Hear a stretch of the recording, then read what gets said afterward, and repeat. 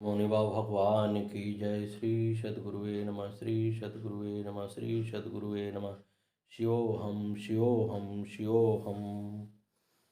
मुरुदात्मनो नान्यात् सत्यसत्यवरानने लल्लाभार्थ प्रयन्तस्तु कर्तव्यश्च मनीषिभिः। इस संपूर्ण सृष्टि में जो चेतन शक्ति है वही ज्ञान स्वरूप है। जड़ पदार्थ में ज्ञान का अभाव होता है। इस चेतना शक्ति का मूल कारण वह ब्रह्म है जिसे परम गुरु कहा जाता है। ईश्वर भी उसी का सगुण रूप है तथा आत्मा उसी चेतन शक्ति का अंश है। इसलिए यह आत्मा ही मनुष्य का एकमात्र सद्गुरु है। उसके ज्ञान से सृष्टि के संपूर्ण रहस्यों को जाना जा सकता है। भगवान शिव कहते हैं, हे पार्वती, इस चैतन्य स्वरूप आत्मा में ही मनुष्य को गुरु बुद्धि रखनी चाहिए।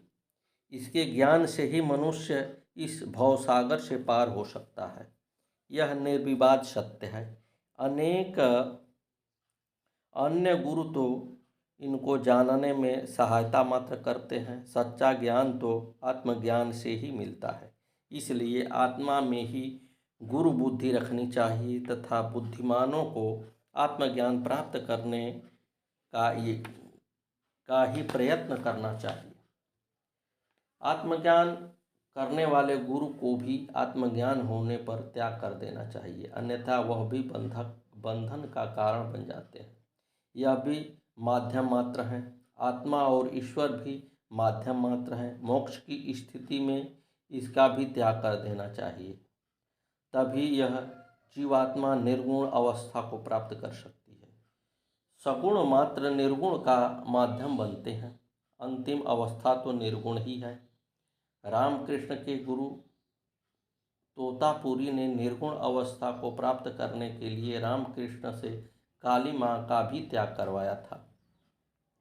गूढ़ विद्या जगत माया देहे चा ज्ञान संभवं विज्ञानं यत प्रसादेन गुरु शब्देन कथ्यते।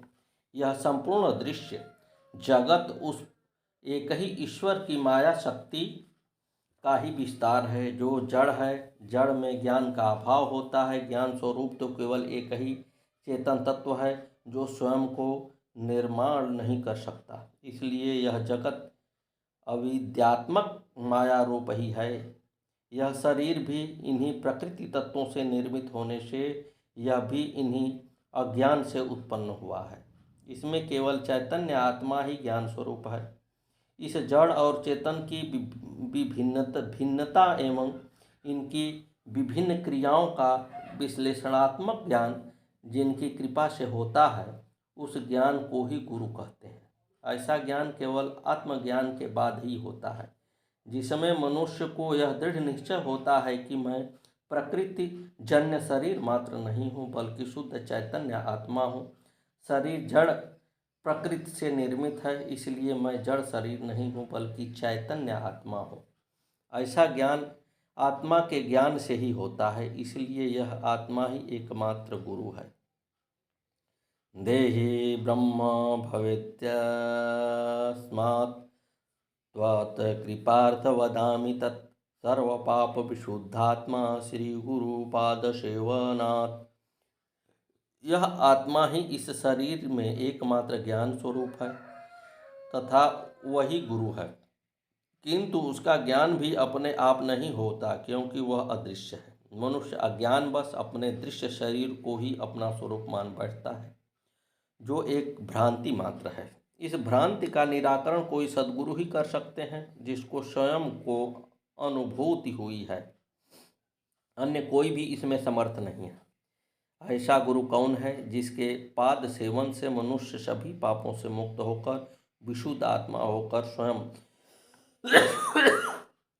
ब्रह्म स्वरूप हो जाता है। उसे हे पार्वती, मैं तुम पर कृपा करके कहता हूँ। ऐसा शिव जी कहने लगे।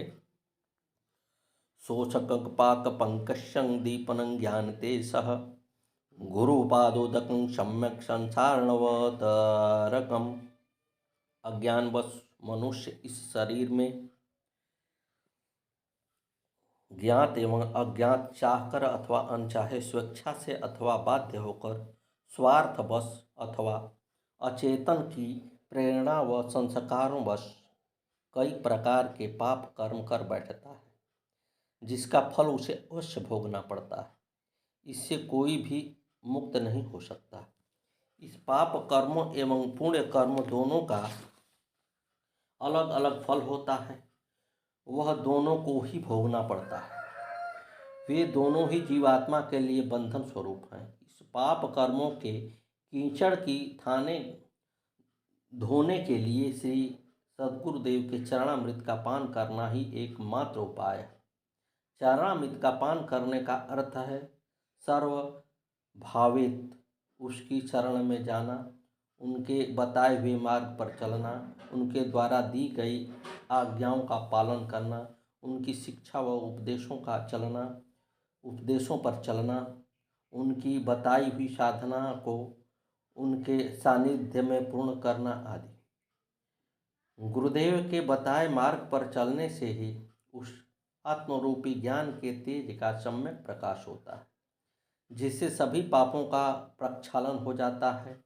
ये पाप कर्म अज्ञान के कारण ही होते हैं, जो ज्ञान के प्रकाश में लुप्त हो जाती है। जिस प्रकार सूर्य के उदय होने पर अंधकार अपने आप लुप्त हो जाता है, उसी प्रकार इस ज्ञानिग्न में सभी प्रकार के पाप नष्ट हो जाते हैं।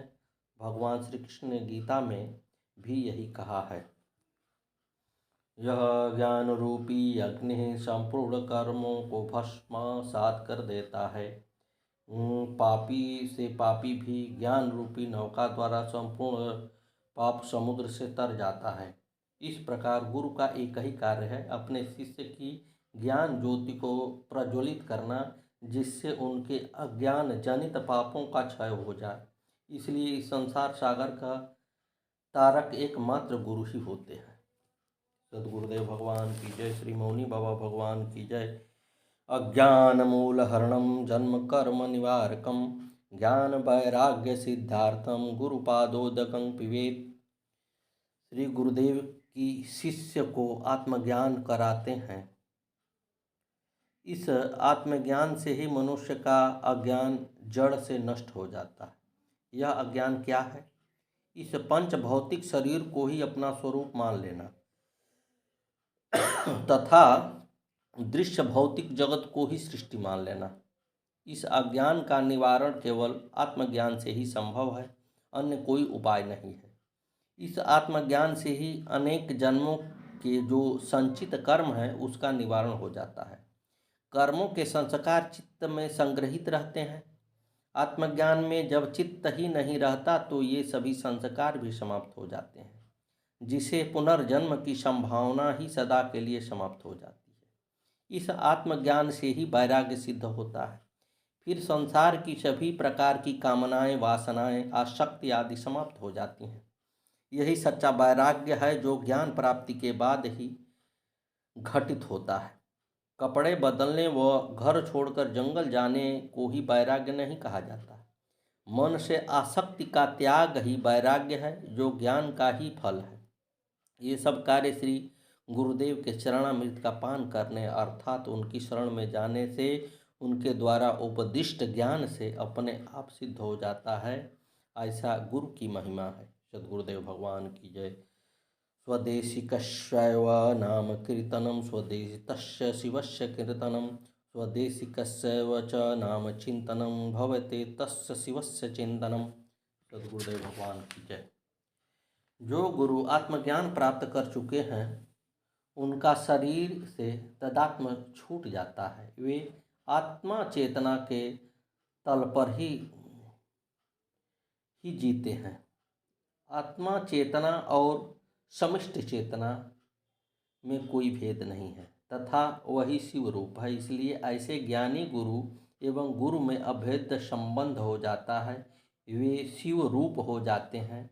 ऐसे गुरुदेव का कीर्तन भी शिव का कीर्तन है तथा उनका चिंतन करना भी भगवान शिव का ही चिंतन है।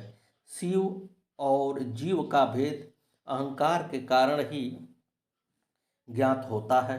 जब अहंकार गिर जाता है तो शिव और जीव का यह मिथ्या भेद भी समाप्त हो जाता है। ऐसी अवस्था प्राप्त होने पर गुरु स्वयं ब्रह्म स्वरूप अथवा शिव स्वरूप हो जाते हैं। सद्गुरुदेव भगवान की जय।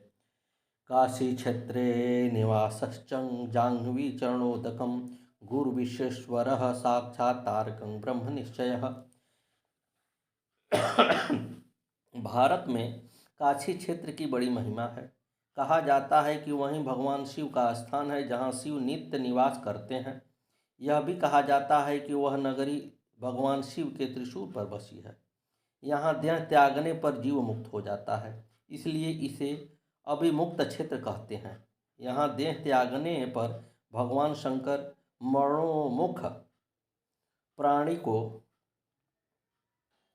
तारक मंत्र सुनाते हैं, जिससे जीव को तत्व ज्ञान हो जाता है, जिससे उसके सामने अपना ब्रह्म स्वरूप प्रकाशित हो जाता है। यहाँ पर प्रसिद्ध काशी विश्वनाथ का मंदिर है, जो 12 ज्योतिर्लिंग में एक है। यहाँ पर पतित पावनी गंगा हैं, जो जीव के पापों का नाश करने वाली हैं। ये भगवान विश्वनाथ ही तारक ब्रह्म हैं, जो संपूर्ण प्राणियों को मोक्ष प्रदान करते हैं। वे स्वयं शिव रूप हैं।